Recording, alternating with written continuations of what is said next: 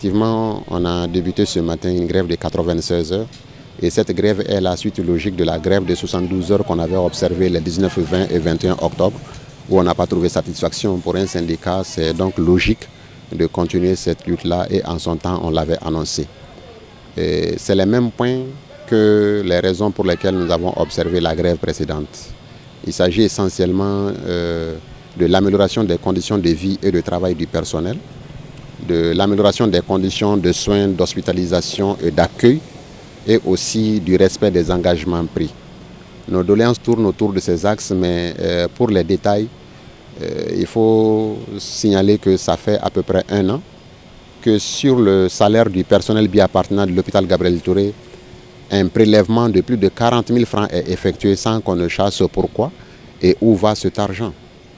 Et ce qui est révoltant, c'est que ce prélèvement est fait sur le salaire des seuls travailleurs de l'hôpital Gabriel Touré, nos collègues du Point G, de l'hôpital du Mali, de l'hôpital Dermato, des autres structures de santé du Mali bénéficient de leur salaire en intégralité. Cela est injuste, injustifié. Il y a aussi une catégorie de personnel émergent sur les ressources propres. Ils étaient au nombre de 148 qui devraient être reversés dans la fonction publique. Donc il y a 72 qui ont été reversés. Il y a un reliquat de 76 qui attend depuis très longtemps. Cela n'est pas normal, c'est injuste puisque au moment du reversement des 72, on nous donnait juste quelques jours pour boucler ce point.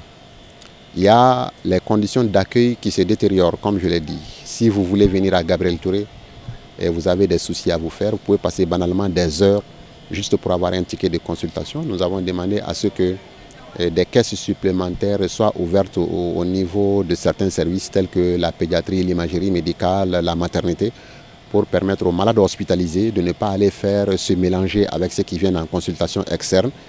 Également éviter cet attroupement en cette période de pandémie. Il y a les conditions d'hospitalisation, des salles très défectueuses dont on a demandé la réhabilitation. Nous avons demandé l'ouverture du bloc opératoire au niveau des urgences. Donc il y a vraiment pas mal de choses que nous réclamons aujourd'hui pour que l'usager de l'hôpital Gabriel Touré puisse se sentir mieux. Nous n'avons hélas pas trouvé d'interlocuteurs et soucieux du bien-être de ces usagers-là. Nous avons donc décidé de poursuivre ce mouvement. Et aujourd'hui, c'est le premier jour. Nous allons terminer, Inch'Allah, vendredi. Et dès lundi, nous allons convier les travailleurs en assemblée générale pour décider de la durée de la prochaine grève. Parce que la prochaine grève, il n'y a plus de discussion à faire par rapport à ça. On va déposer dès la semaine prochaine un nouveau préavis. Mais le lundi, c'est l'Assemblée générale maintenant qui déterminera la durée, combien de temps faut-il encore observer la grève. Mais ce que nous voudrions déjà dire à la population, c'est les rassurer que certes nous sommes en grève, mais nous sommes conscients du rôle qui est le nôtre dans la pyramide sanitaire du Mali. Nous sommes l'hôpital le plus fréquenté, nous sommes un hôpital d'urgence, donc nous tenons beaucoup au respect du service minimum.